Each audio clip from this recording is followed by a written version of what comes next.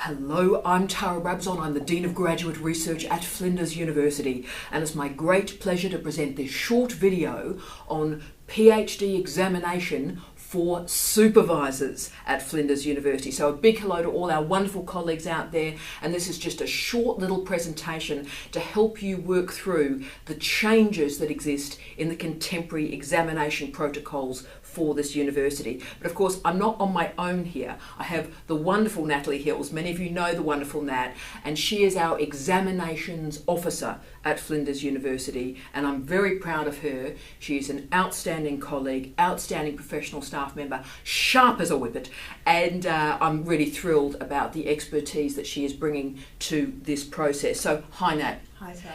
And obviously for our colleagues, there's going to be all sorts of PDFs and one-pagers and checklists that are available for you to help us through this change. But I thought let's just present this in a really conversational way so you know the type of changes that have occurred in the new examination policy. So now we'll talk just through the changes to help colleagues. And can we start with the digital bit of this? So Nat, we now have a digital submission and examination. What change will colleagues see through that digitisation of our process? Yeah, the first thing is that their students will no longer have to submit a paper copy of the thesis, which is absolutely fantastic. It's going to speed up the process and make it so much more efficient and potentially a lot safer. Yes. So that'll increase speed. It also will save costs, so there's not the binding, there's not that delay. And you did talk there about increased safety. So you believe that actually having the digital element to it increases the safety and the protection for the students and supervisors rather than the analogue paper copy? It does. It does. The university can have more control over the thesis. It doesn't potentially go into the hands of a third party such as a postal system. We can encrypt the PDF as well that the students submit to us, and it will be much more quick. And also I think the speed is important too, because the faster the process, the less likely it is, the thesis is to get into third-party hands and so forth. I think all of us, when we've examined, there's a thesis sitting on our desk for some time, well, that I think does stop through this process. So that's terrific. Now, the challenge is always how students discuss with their supervisor the examiners that they do not want. So we do have, as part of our new policy, Nat, that the students have a right, as they did in the previous one, to say, I don't want these particular examiners. But how do students do that while not knowing who their examiners will be? So how are we handling that in procedural terms, Nat? Sure. The number one most important thing is that the examiners remain confidential from the student. However, the students do have a right to actually express any potential examiners who they don't want to examine their thesis. So in practice, this could happen by the student emailing or writing to their supervisor and outlining the names of some people. A supervisor may even want to ask their student some questions, such as, are there any possible examiners that you have had a working or personal relationship with? Yes. Are there any examiners that you know of that you have had a disagreement with? So at a conference, or perhaps they've maybe cited them in a way that they wouldn't be synergetic or sympathetic to their approach, maybe? Yep, exactly. Right. Or are there any examiners that you know of that might not be sympathetic to your particular work or your methods? Very, very good. And so how I would do this in process, and please correct me as a supervisor, and of course I'm organising, I think, 4 different sets of examiners in the next 4 weeks. So this is a lived reality for me. So what I would be doing, say with my students, is I'd be saying, right, Sunny, could you list down for me all the examiners you think wouldn't be appropriate to examine your thesis, and get them to do that completely independently and in writing, perhaps using those trigger questions that Nat's just given us. Now, so that's their list. Now, we as supervisors may never have considered any of those people as viable anyway, but we've given the students a capacity to have their say and role in a transparent fashion, and then we select the examiners from there, and the students don't know about our list. Is that right? Yes. So that might operate for colleagues. There might be other ways to skin that cat, but I think getting them to think about colleagues, and perhaps colleagues that wouldn't be appropriate for the process isn't a bad intellectual practice for them anyway. On that's terrific. And so let's see how that goes, and if colleagues out there have alternative ways of doing it, please get in touch with us, because we'd like to disseminate your best practice. Terrific. Now, the grading of the doctorates and the research masters, the grading protocol has changed in a really fabulous way, I think. It's added greater precision, I think, for examiners, which was my aim really, and also I think it's empowered this university supervisors, the Research Higher Degrees Committee, to manage the changes. So we've now got a grading protocol, Nat, if I'm correct, from A to F. Yes. The previous one was A to E. Yes. There's an added letter there, Nat. Could we explain that to colleagues? Should I just go down the party? Should we try? Yes. So do you want to start with an A? Just start with an A and see what happens? An A is the same as it was previously. The thesis is passed, no amendments, straight through, brilliant. Wicked. Okay. Right, so to a B. A B. This is where we see some changes. Right. Okay. A B now is the thesis is passed with minor amendments. Right. So that's minor, so no major there. It is minor amendments, and as colleagues all know, that can be from an examiner finding a couple of typos. We've all had that, through to a couple of paragraphs are a bit dodgy, a table's a bit of a worry, or they want an added scholar, an added theorist, an added protocol put in place. So that could be minor amendments. And how are they resolved? So that goes back to the supervisor. What happens?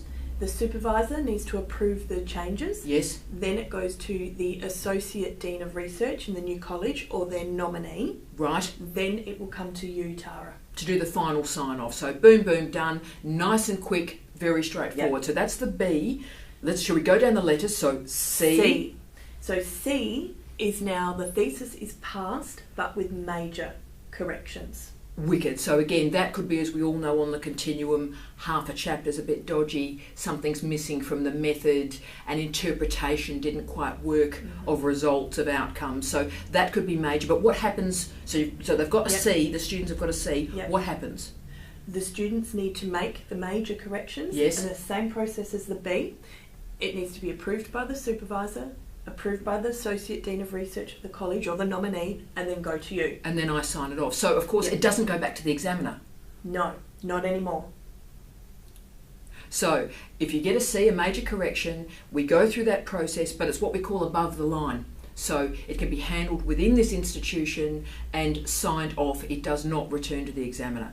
Beautiful explanation, Nat. So, that's a C. Shall we party on down to a D? A D, yes, is what we used to call a revise and resubmit, the old C. So a got it. D, yes, a student revises major corrections and re-enrolls in their PhD or Masters by Research. Right. They need to re-enroll, make some major corrections, and then the thesis can go back to the same two examiners. Right, it goes back to the same two examiners. So that's a D, that's a revise and resubmit. That's terrific. So let's party on down to an E. An E is the student is awarded a Masters if they were submitting for a PhD. So it's a downgrade. Right, and again, as we all know, that's incredibly rare. Where we often see it, very rare in the sciences. You sometimes see it in the humanities where examiners are not convinced about the original contribution to knowledge, and so it's a synthesis rather than originality, so it is downgraded. So it's rare, have seen it. Very rare in the sciences though, because it's a discovery type protocol. So that's great. So that was the E. They've got one letter left by my reckoning, and F. This isn't going to end well, is it, Nat? An F. An F is when the student has not passed the thesis. Right, and so the carnival is over, the party stops? Not necessarily. Not necessarily. Ooh. Obviously there are two examiners. Yes. So it depends on the grades that both those examiners give the student. Right. If there's significantly divergent results, for example an F and a B, yes, then there is the opportunity for that thesis and those results to go to the University Research Higher Degrees Committee, the Flinders Committee. Right, so this is really powerful. So if you've got a divergent result, so it does happen, very common actually, but rare that you get a B and a D or a C and an F, but it does occur. those results would then go to the University Research Higher Degrees Committee with representatives from our fabulous colleges, elite scholars, fantastic scholars. We all look at those results and come up with a determination. We can get more information though if, say for example, you get an A and an F, what's the committee to do? So what is the committee to do? Then we have the opportunity to engage a third examiner who can review the thesis, a clean thesis, without any prior information on knowing what's been happening, and come and bring us a third expert opinion to help the committee make a decision on what the final grade will be. That's great, Nat. And for colleagues, again, I'll just underline that. So there is no longer a process whereby the thesis with examiner reports, what I'd call a dirty thesis, so a thesis that is already marked, goes to a third party for a final assessment. That no longer happens in any way, shape or form. Colleagues get new information through a clean third examination. So that's quite significant. I think that's a big difference too. That's terrific. And last question, if I can, Nat. She's terrific, isn't she? Last question. When we're talking to colleagues about the key differences, should we just try and list them? So for guys and gals out there thinking, my student's about to submit, what's different between this process after March 1 and the previous process that I'm used to? So I want to just go through it now. Yep, sure. Number one is the digital submission. Boom. Which is absolutely fantastic. Number two is the extra grade. So the separation of minor major that's handled in-house, Nat, rather than going back to examiners. Yep. Terrific. The university will now be involved in determining the final grade. Right, so there's a central committee with colleagues throughout all the disciplines who are able to assess that and come up with a determination in terms of quality assurance. Yeah. That's terrific. However, having said that, we are now respecting the integrity of the two examiners much more. The examiners will no longer be asked to discuss it and be made to change their mind. Yeah, so it is an independent process, because that's the great gift, if you like, of the Australian system without an oral exam, is the two independent scholars make that independent determination. So that's respected. That's great, Nat. Yes, and along with that, no arbitrators will be used. Right. So we have, as we've discussed, that third examiner that we can bring in. As further information. That's terrific. Any other changes you can think of? Yes, an important one is the use of Turnitin. So huge. Yeah, all students will need to put their final thesis through Turnitin, and the supervisors will need to review the thesis and the Turnitin report to ensure that there are no breaches of academic integrity. And what's the advantage of that to students and supervisors? It catches any issues early so that there's no embarrassing situations where an examiner might find a case of academic dishonesty. That's huge. So, and that's a big ticket item. Again, if colleagues out there need any assistance, I know our colleagues in medicine, nursing and health sciences already do this, your stars. If colleagues throughout the rest of the university want to talk through this or find out where the portal is and how to read the reports, we're very happy to provide that information, and our colleagues in the library are tremendous on that as well. Any other changes, or are they the main ones, Nat? They're the main ones. Yes. There are other small tweaks just to make the process more efficient. One other significant change actually is the opportunity for students to appeal.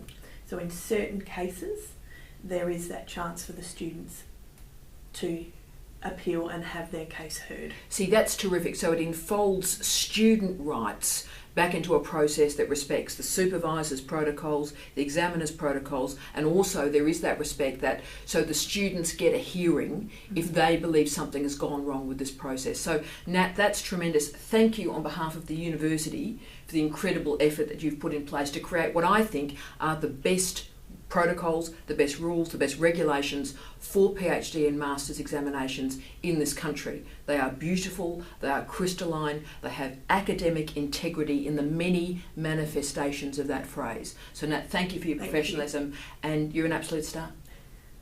Thanks, Dale.